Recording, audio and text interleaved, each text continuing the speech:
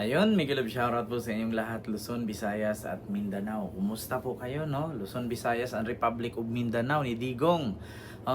Ito po yung ating panibagong topic ngayon at panibagong balita na patungkol nga dito sa patong-patong na kaso ni Vice President Sara Duterte. So ako mga kababayan, hindi naman po ako abogado, disclaimer lang, paalala lang sa mga bobong DDS.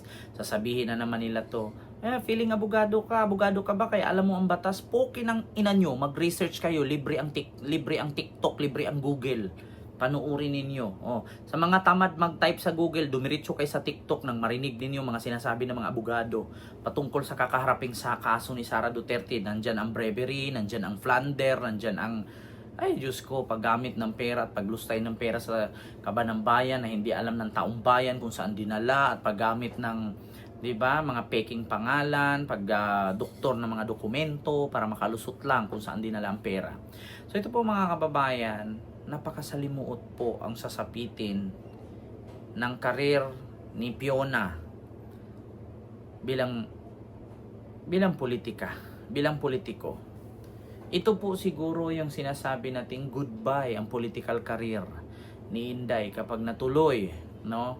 Itong patong-patong na kaso na walang piyansa. Unang-una diyan yung plunder. Yung plunder po talaga ay Diyos ko, napakalaking kaso. Meron pang bribery, nandiyan pa yung Diyos ko, ang dami. Actually, patong-patong na kaso ito ay walang mga piyansa, no? Ilan sa mga kaso ni Sara ay wala pong piyansa. Isa, dalawa, tatlong kaso, okay lang. Ang problema, taong bayan ang kalaban niya dito. Ang nagkakaso dito ay Pilipinas.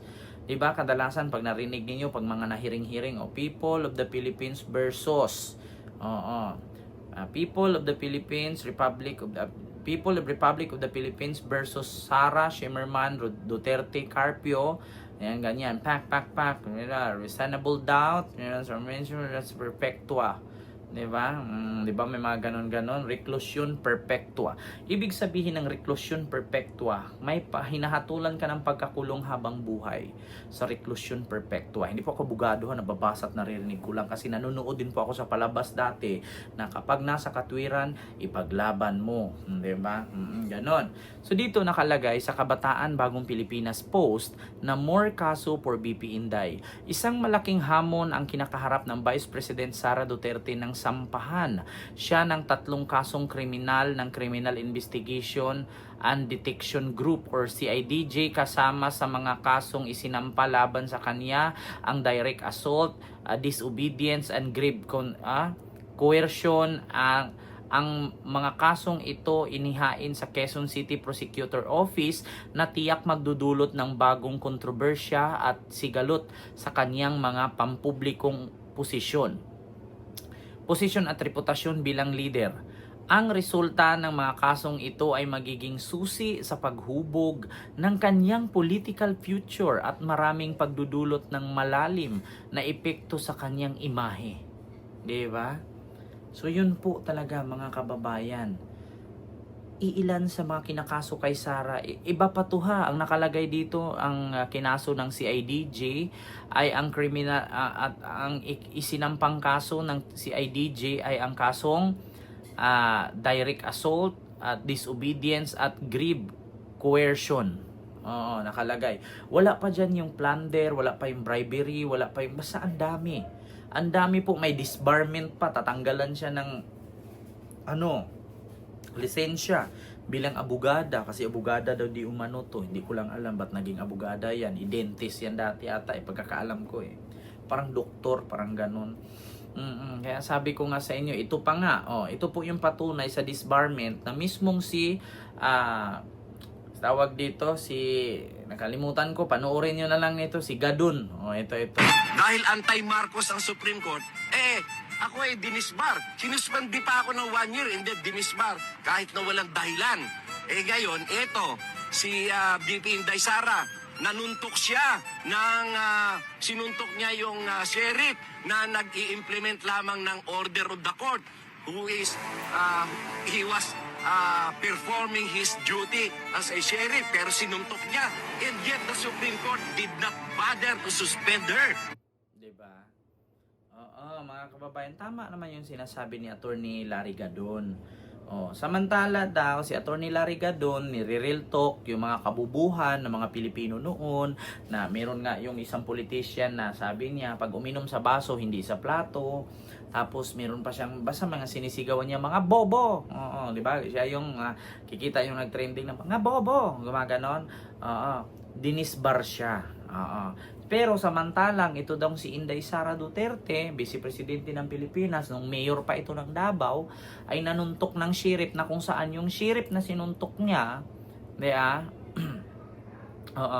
yung sheriff na sinuntok niya, mga kababayan, ay nagpa-implement lamang ito ng order mula sa korte, kasi yung sheriff na yun yung nagpa-implement na kung saan doon yun sa mga squatter, no, sa squatter area sa Davao, na kung saan dinidemolish yung tinatayuan ng mga bahay noong mga informal settler, or sa madaling salita mga squatter. Yung mga tao kasi doon nagtatayo ng bahay, tinatayuan, ginawaan ng bahay na hindi naman nila lupa, so pinapa-demolish ngayon nung naturang sheriff, at nagdala lang naman ng order yung sheriff mula sa korte.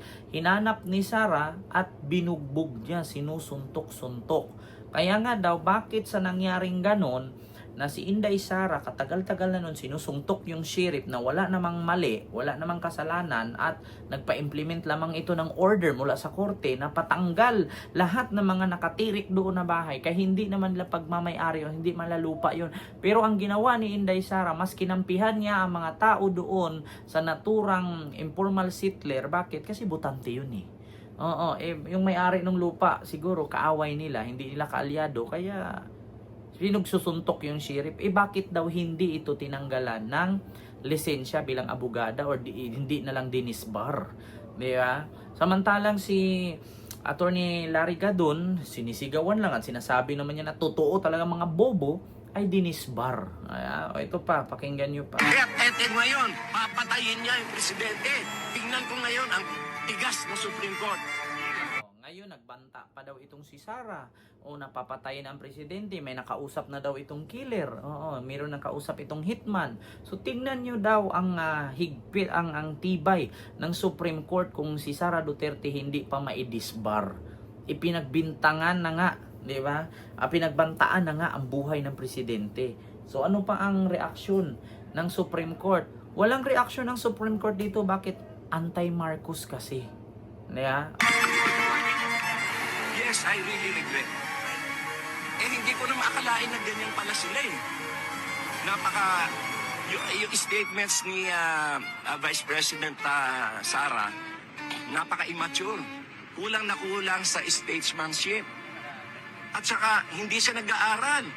Basta na lang siya nagsasalita ng kagaya doon sa healthcare issues. Hindi siya nag-aaral. Hindi niya chine-check kung ano yung binibigay ng PhilHealth. Yung mga sinasabi niya iba, hindi siya nag-aaral. She is totally detached from reality. Diba? Narinig nyo po mga kababayan, ang sinasabi ni Attorney Larry Gadon ay talaga namang sa totoo lang, Inday, kung may kapal ka, kung may hiya ka pa sa sarili mo, or kahit wala ka ng hiya sa sarili mo, mahiya ka para sa mga anak mo. Ano na lang ang sasabihin ng tao na kapag lumaki ang mga anak mo at papasok din sa politiko katulad sa'yo, yan yung anak ni Inday Sara, yung mayor na nununtok. Yan yung napa-impeach na vice president. Yan yung sinaktan yung sarili para mapagbintangan ang presidente na may gawa. Yan yung nagbanta sa presidente. Actually, ito mga DDS na nanonood sa akin, yung ginawa ni Inday Sara Duterte Carpio, kung sila pa man ang asawa niya. Sige, Duterte na lang kasi sikat daw. Sikat sa kaguluhan. Itong ginawa ni Sara Duterte sa year 2024, ito ay nakamark na, or nakaukit na yan sa kasaysayan ng Pilipinas, na siya ang first ever female vice president na napakaraming issue, napakamadrama at napaka-makontroversial na vice president sa kasaysayan ng Pilipinas. Hindi makakalimutan ng tao yan. So yun lang. Maraming salamat and see you next vlog. God first. Thank you.